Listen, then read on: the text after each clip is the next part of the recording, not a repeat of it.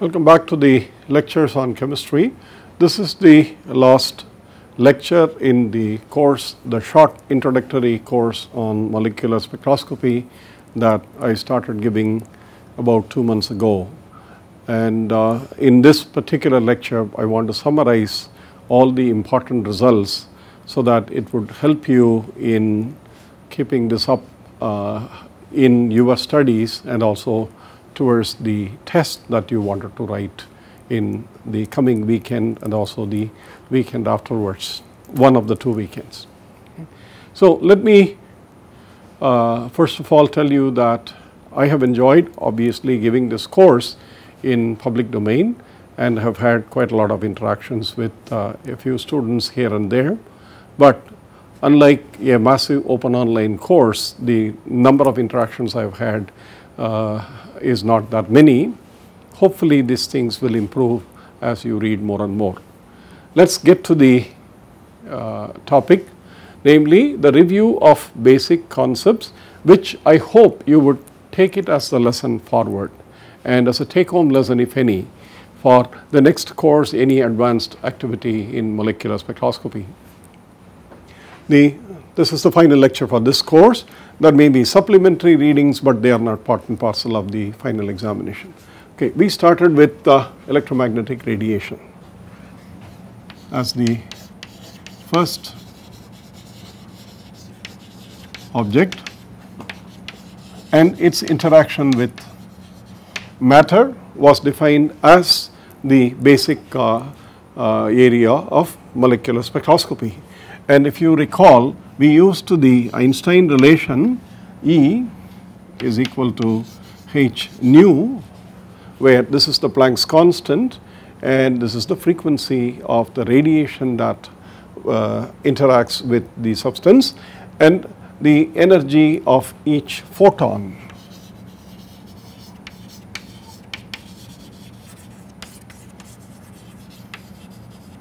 Is given by its frequency with the Planck's constant here.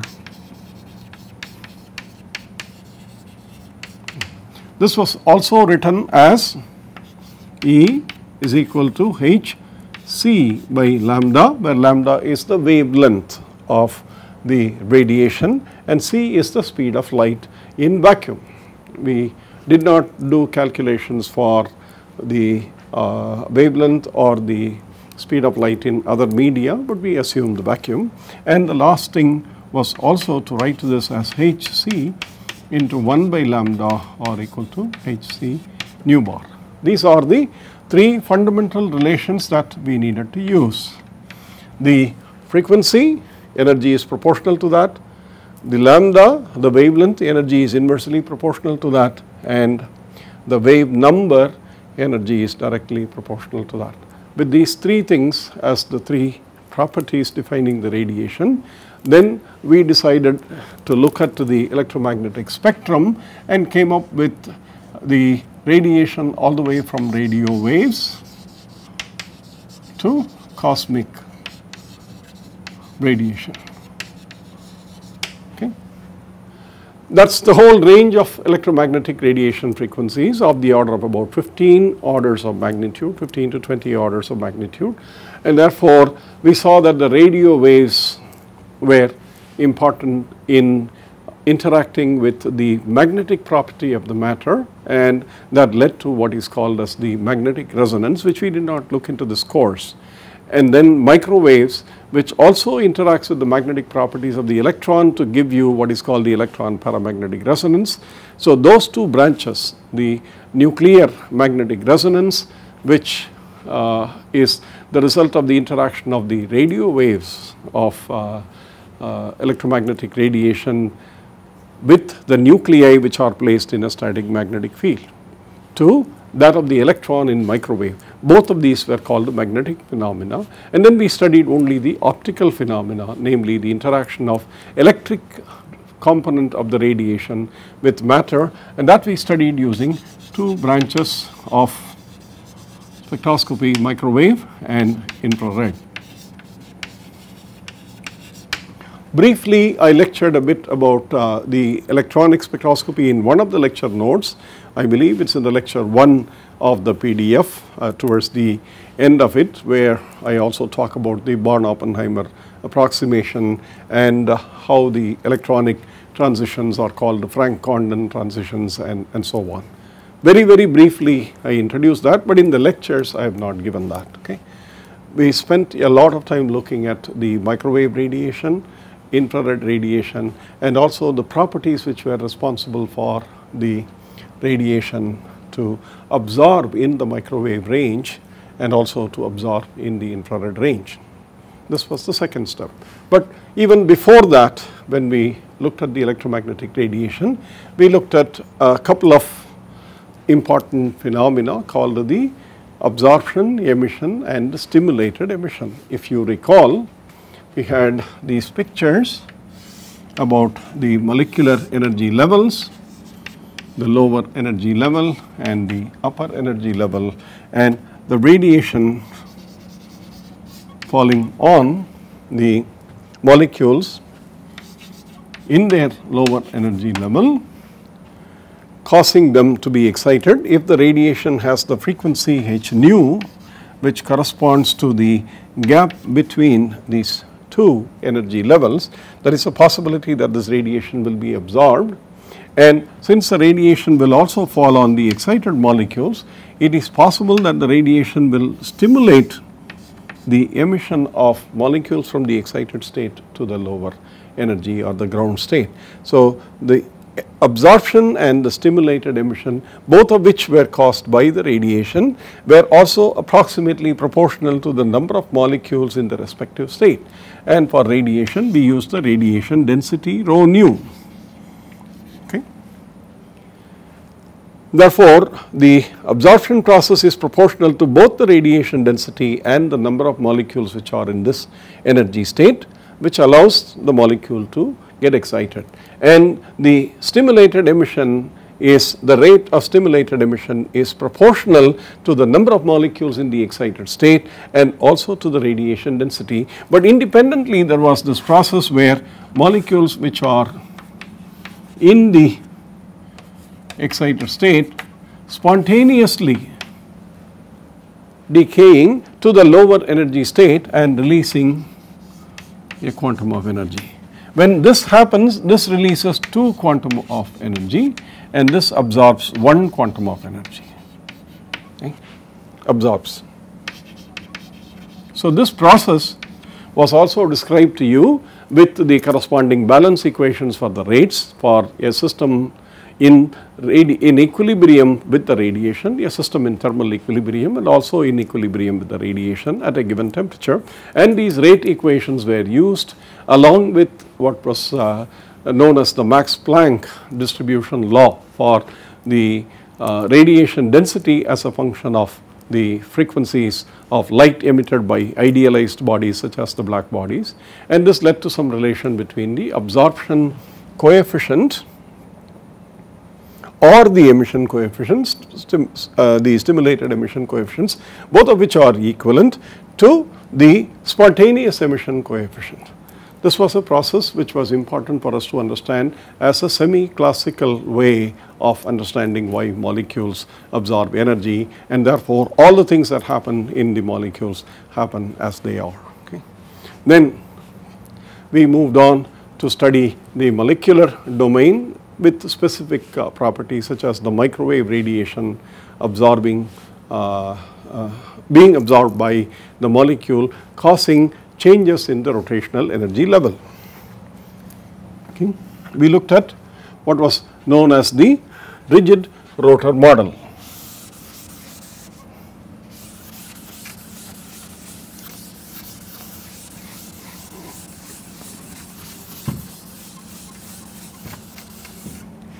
For the rigid rotor model, we used the rigid body kinetic energy, namely E kinetic energy is the square of the angular momentum divided by twice the moment of inertia, and in the case of quantum mechanical systems, the angular momentum being an operator, the Hamiltonian for a rotating system in which the equilibrium configuration did not change, that is why it is called rigid body.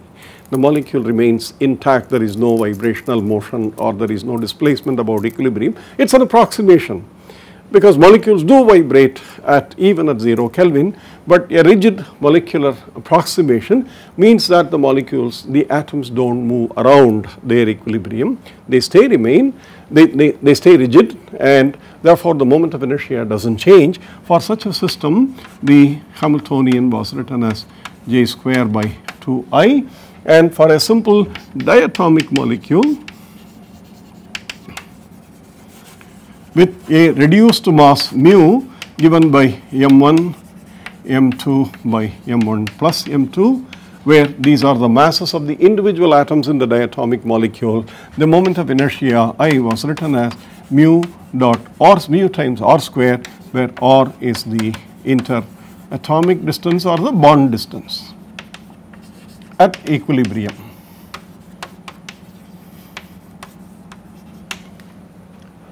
This was used to solve, of course I gave you the solutions, and quantum mechanics tells us how to solve this problem by writing the Schrodinger equation H psi is equal to E psi, and this gives you J squared by 2I acting on psi, J being the operator, giving you E psi, and this E turns out to be H bar square J into J plus 1, a quantum number J, where J is 0, 1, 2, 3, etc. Okay. This was the solution that we had used. Therefore, what you have is H bar square by 2I. Okay. Yeah. J square by 2I. So, the solution is J square acting on psi gives you H bar square J into J plus 1. Therefore, this by 2I gives you that. So, this was called the energy Ej, and the wave function corresponding to that was called psi j and Ej. Later we would find out that the psi j itself is 2j plus 1 fold degenerate, but I will get to that in a few minutes. This is Ej, and Ej is given by H bar square, which is H square by 4 pi square into 2I times j into j plus 1 times psi j, and this whole quantity, which is called the Ej, was written as a wave number times the appropriate constants, namely Ej was written as Hc times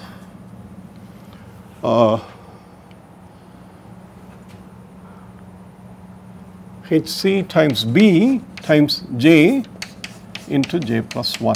Okay. This B, by definition, because of Hc into B being H square by 8 pi square I, okay, B turns out to be H by 8 pi square IC, and the introduction of B was to tell you that spectroscopists use this, namely wave number unit, for measurement of spectroscopic, the measurement of distances between the lines, and also to identify spectroscopic lines. So, B is, this whole thing is energy, Hcb is energy, and when you divide it by Hcb becomes what is called the rotation constant.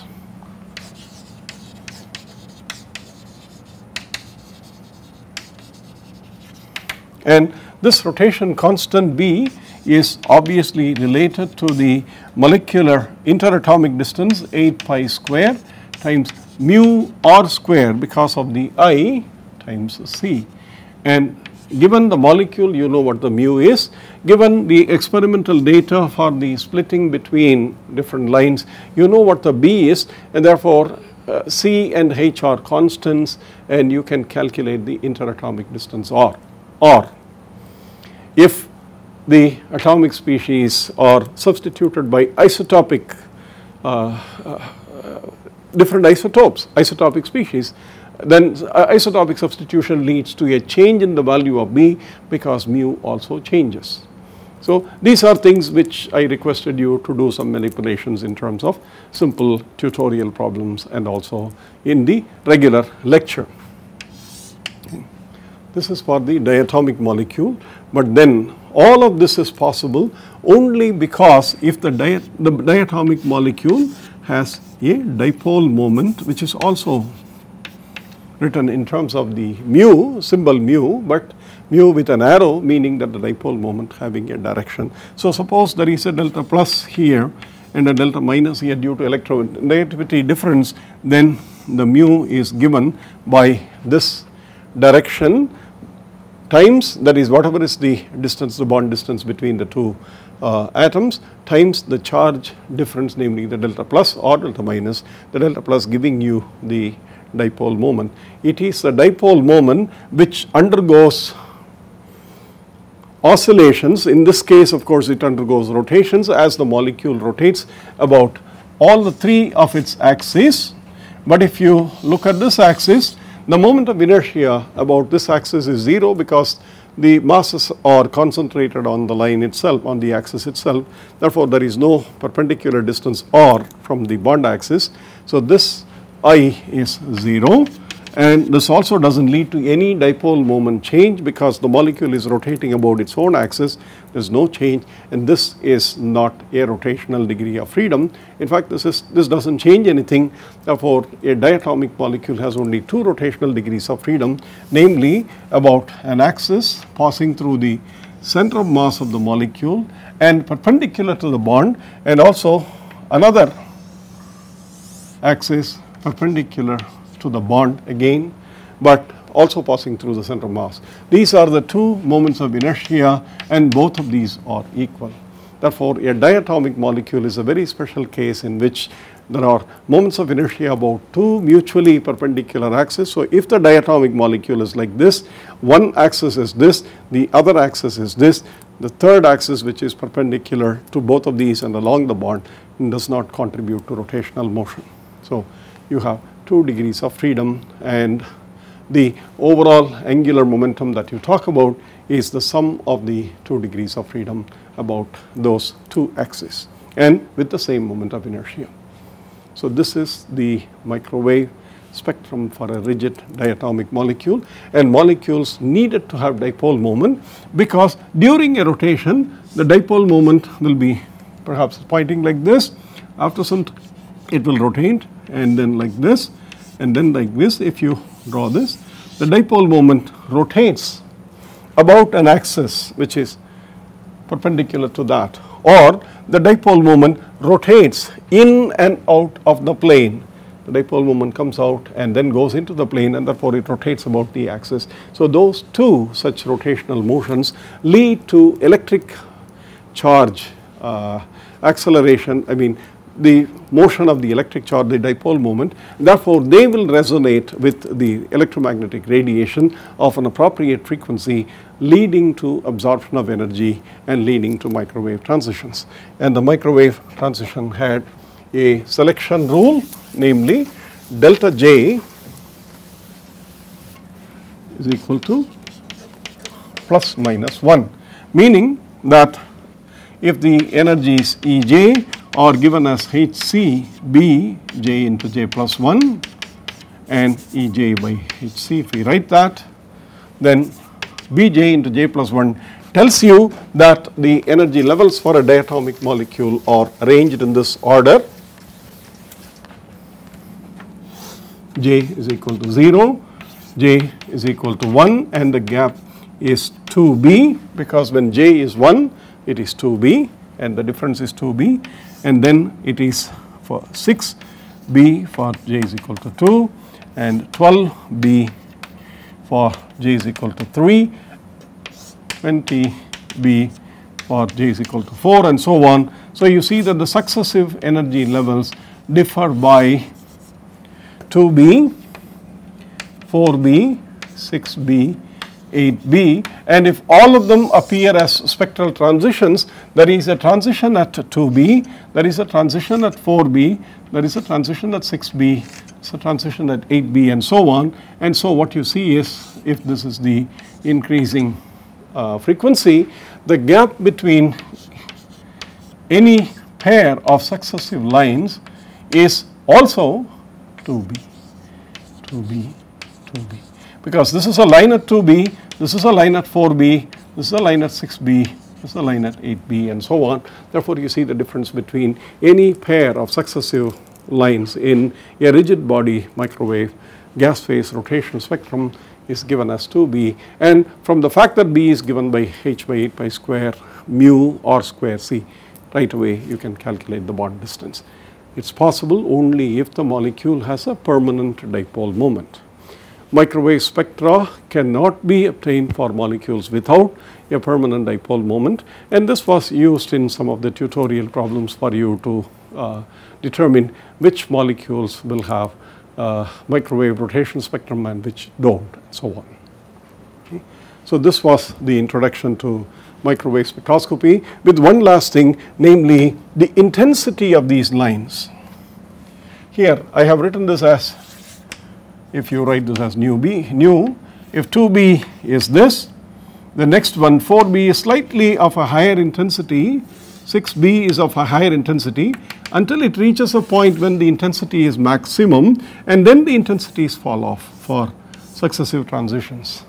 And we knew that the reason was due to the fact that the number of molecules in any energy level J prime divided by the number of molecules in any other energy level J double prime is given by the degeneracy of that energy level J prime, which is 2J prime plus 1, divided by the degeneracy of the energy level corresponding to this, which is 2J double prime plus 1, times exponential minus E J prime minus E J double prime over KBT,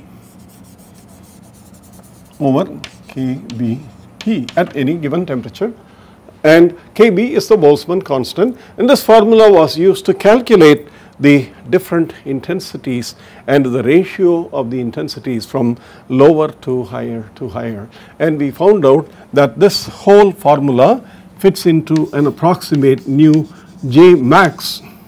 If I have to write, the J max is happening at approximately the number 2 kBT by HCB minus 1/2. This was also shown in one of the lectures, meaning that the intensity of absorption for a rotational spectrum has an envelope of this kind, and the maximum is given by the corresponding value of B and is also proportional to the square root of T. This is as far as the microwave spectrum is concerned. Let me continue with the next short summary of the polyatomic molecular microwave spectroscopy in a minute.